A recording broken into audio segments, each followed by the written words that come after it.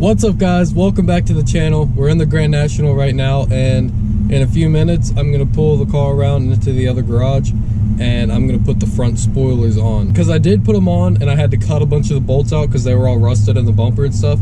But I put them on and I had a gap between like the front body panel and the bumper, and you could like see the ground through the spoiler, and it just doesn't look good. But these spoilers are supposed to go on the front corners of the car, and they run down the side to the wheel well and then a little bit to the middle, and they're supposed to angle air into the intercooler, you know, give me that cool air for my turbo.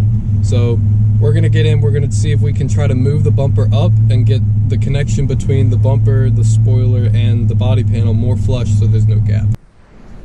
Alright, so these are the front spoilers, and as you can see here, there is a tiny bit of gap, almost fit my finger in there, between our bumper and our body panel. And so that caused, you know, the majority of the problem of this gap between here. It like went straight in between there to where it leveled out, and you could see the ground and stuff like that, and I didn't think it looked really good. But we're gonna try to shift this bumper a little bit and see what we can make work.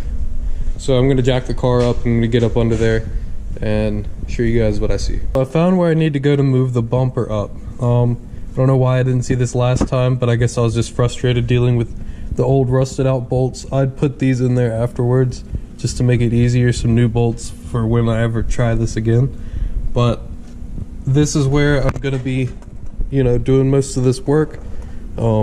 These are, you know, bumper struts or something like that, just a big brace right there. You know, I don't know what the safety standards were back then, but it looks like that would just collapse into there in the event of a wreck. I'm not sure, but I'm really hoping that these are embedded in terms of like, I won't have to get a wrench back behind there so I can turn these nuts, because then I'll have to take this light out.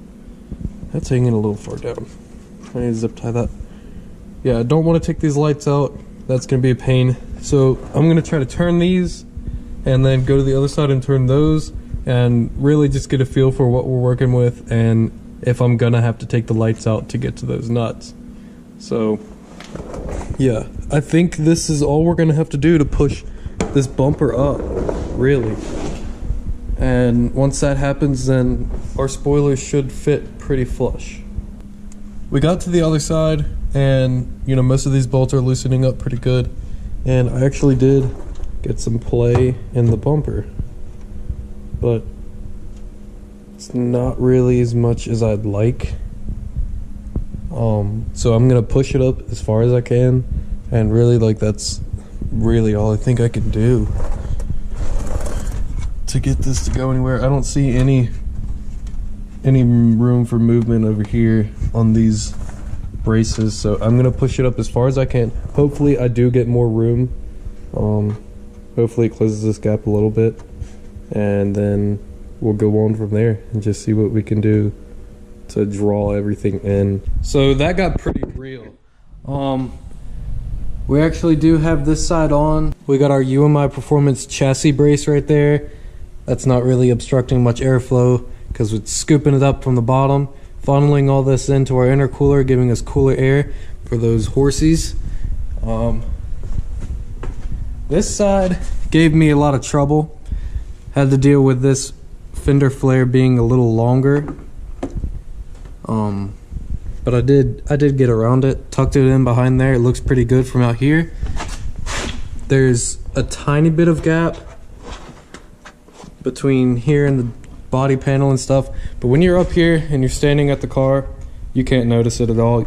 Underneath, I actually had to drill into these plates because there were two holes right there, but the holes didn't have the bolts in there, so I did have to drill in and put my own self-tapping bolts in there, but it still looks good.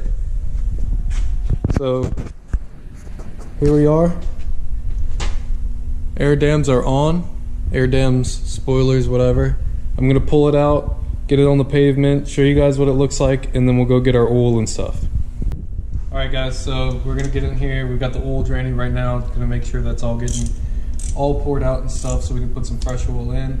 And we're gonna get these old spark plugs out. So let's get in here. This one's good, but I'm just gonna get the wire out of the way. They're all suctioned on there pretty good. Get in here.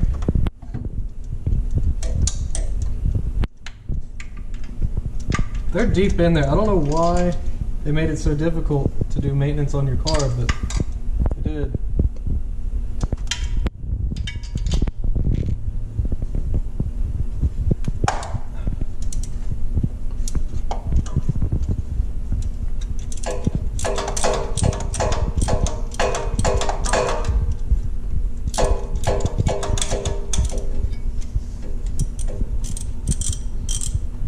I'm glad I didn't let it warm up anymore because this exhaust manifold would be just burning me alive.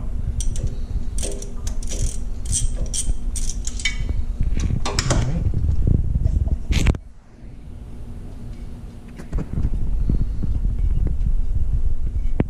Is this one? Yeah. That rust right there. That was pretty cooked. Got some new ones. This is gonna be soft.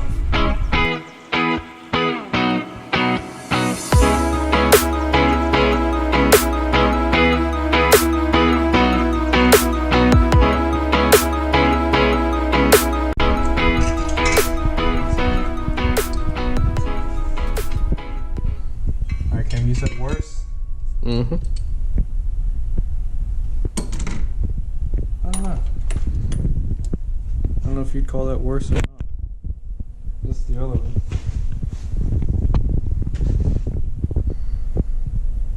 I'd say this one's kind of worse, more corroded. We'll rust it up. We'll put this side in. I only need 2 of these spark plugs.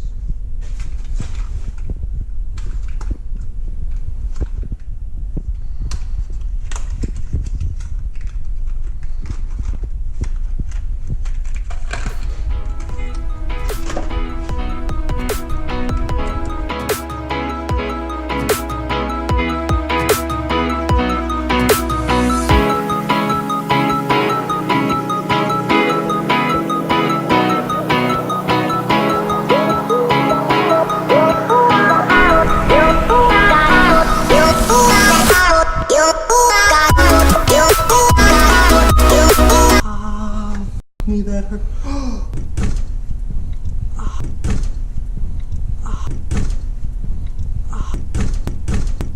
Alright guys, so finally got the spark plugs all situated and plugged in. After violently cutting open my hand, I pushed down on the wrench and the spark plug broke loose, but I sliced my hand open on the manifold shroud. You can see these things right here. I don't know if you can see that. But yeah, that was deadly. That hurt so bad. But now we're gonna go ahead and change the oil filter and then fill her up with oil and she should be good to go. We kinda messed up the firing order on the first try, but we worked that out and it fired right up. It's running smoother than it ever has. I'm gonna let it run for a second, cut it off, and then check the oil again. Alright guys, so oil levels are good. Gonna give her a little RPM shot.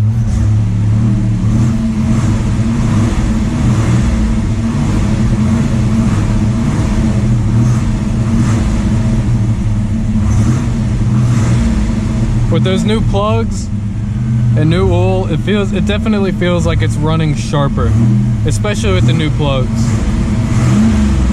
It feels sharper, more throttle response. It definitely feels like a better car. I'm glad we did this before the race this weekend, so she'll be in tip-top performance to get out there on the track. got the spoilers or the air dams looking pretty good. Got our new spark plugs, new oil filter, new oil in there, and you know, it's 10W20. I meant to put 10W30 in there, but it's gonna be okay for, you know, short periods of time.